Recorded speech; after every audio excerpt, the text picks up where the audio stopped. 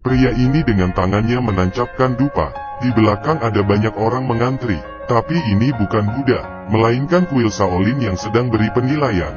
Jika lulus, mereka bisa masuk ke ruang 36 untuk belajar kungfu yang sebenarnya. Mereka adalah murid di kuil Shaolin. Kecuali pria di depan, Aji. Demi keamanan di kampung halamannya, ia menyelinap ke Shaolin untuk belajar kungfu. Tapi ia tidak punya dasar apapun. Tidak bisa buka kotak sama sekali. Ia bilang kotak ini rusak. Beri dupanya ke biksu di samping dan menuju ke ruangan. Biksu itu menyeretnya kembali, kasih dupa dan mendorongnya. Di situ kotak pun terbuka, tapi tangannya terkena asap dupa. Tangannya juga terjepit. Biksu tahu dia bukan dari Shaolin, tapi Aji lulus ujian sebelumnya, dan juga lulus masuk ke ujian terakhir. Sampai di ujian terakhir, hanya sebuah pintu besi biasa. Ia melihat yang lainnya bisa lewat dengan mudah. Ia pakai seluruh kekuatannya, tapi pintu itu tidak terbuka. Lalu Aji berpikir, ia mempersilahkan orang di belakangnya dulu. Saat pintu terbuka, ia menginjak kaki itu, dan berhasil masuk ke ruang 36. Ia melihat mereka sedang melatih tangannya. Ada juga yang melatih kaki. Begitulah caranya berlatih. Ia yang penasaran coba untuk menginjak minyak di bawah. Hasilnya ia terjatuh, menabrak orang lain. Semua orang tertawa, lalu biksu datang ke dalam ruang. Aji senang melihat mereka. Segera berlutut dan menyembah guru. Sebenarnya biksu tahu dari pertama Aji masuk ke Shaolin. Ia menyelidiki Aji. Ia tahu tujuan Aji, tapi tidak mencegatnya. Ia bilang sepertinya warna rambutmu luntur. Kalau Anda membersihkannya, saya akan mengizinkan Anda jadi murid saya. Tapi ada syaratnya. Ia melempar batu ke dalam sumur. Harus cuci dengan batu itu. Aji mengambil tali dan mengikat batu itu. Kemudian mengikat ujung tali ke tubuhnya. Ia melempar batunya. Ia berusaha cuci rambut di luar, tapi airnya kena tubuhnya. Pelan-pelan Aji menemukan caranya. Ia mulai cuci terbalik, jongkok dan berdiri. Setelah 7 hari kerja keras, Aji berhasil cuci bersih. Ia cari biksu. Saat biksu mau menarik rambutnya, Aji berhasil menghindar. Ternyata biksu sedang menguji Aji. Lalu ia dari belakang menarik rambut palsunya. Selama Anda membangun bambu di halaman dalam, saya akan menerima Anda sebagai murid. Aji pun menyetujuinya. Menurut Anda siapa pria di depan Anda yang membangun bambu? Ia juga sambil mempelajari kungfu. Saat melihat orang di bawah latihan, ia dari atas curi-curi belajar. Hasilnya, tangannya terluka. Tapi Aji tahu kalau tidak dipaksa, ia hanya mempelajari bangun bambu saja. Ia mengabaikan rasa sakitnya. Sebaliknya terus berlatih lebih keras. Malam hari, ia tidak bisa tidur. Ia memikirkan semua trik yang dilihatnya siang itu. Menyelinap ke halaman dalam untuk berlatih. Baru menurunkan kakinya, ia ditangkap oleh penjaga, dan mendorongnya kembali.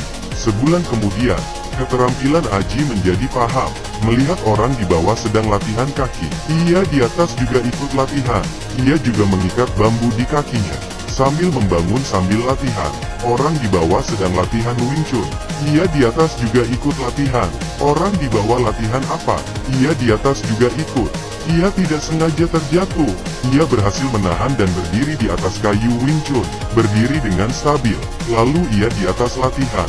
Di saat ini biksu datang, melihat Aji sedang latihan. Sedangkan Aji yang sedang serius, tidak sadar kalau biksu datang. Biksu berkata kepadanya, bambu belum selesai, tidak boleh latihan di ruangan ini.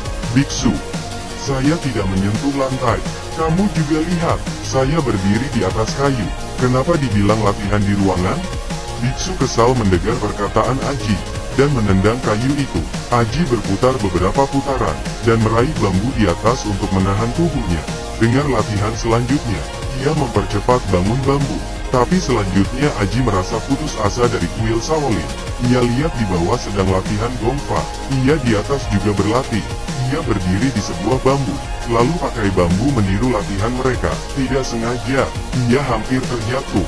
Untungnya lengannya kuat, dan berhasil stabil. Biksu melihatnya.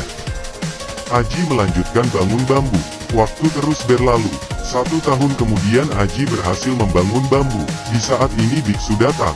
Melihat bambu di depannya, dia menunjukkan senyum bahagia. Lalu Aji memukul bambu itu, menunjukkan bambu itu kuat. Tapi selanjutnya permintaan biksu membuat Aji kesal. Sekarang kamu harus membongkar bambu itu. Apa? Mau dibongkar semua? Betul. Setelah selesai bongkar kamu bisa pergi. Kamu ingin aku menghancurkan bambu ini dan menyuruhku pergi?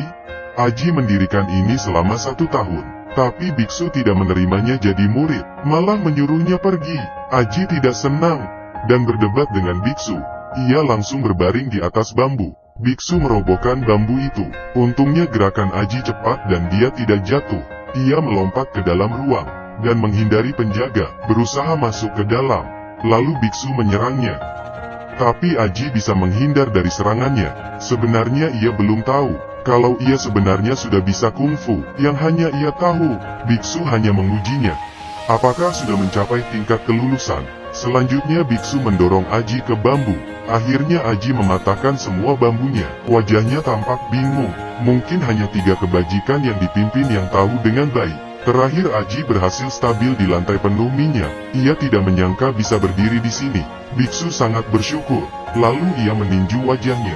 Aji langsung melompat. Kebetulan turun di tempat lantai licin itu. Lalu biksu mendorongnya ke tempat latihan selanjutnya.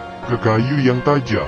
Ditambah lantainya yang panas. Kalau tidak hati-hati tubuhnya akan terluka. Aji dengan mudah melewati level ini. Setelah selesai, ia sadar biksu sudah pergi. Tapi saat balik badan, Aji ingin berlutut dan menyembah guru, tapi ditendang berdiri. Biksu meminta Aji pergi, artinya ia tidak akan pernah menerima kebajikannya. Aji yang kecewa pun pamit dan pergi. Tapi biksu tahu bahwa Aji sudah bisa mempelajarinya sendiri. Ia kembali dan belajar kungfu yang ia sudah pelajari, mengalahkan penjahat satu persatu. Di akhir film, Aji akhirnya mengerti, biksu itu tahu niat dan keinginannya. Film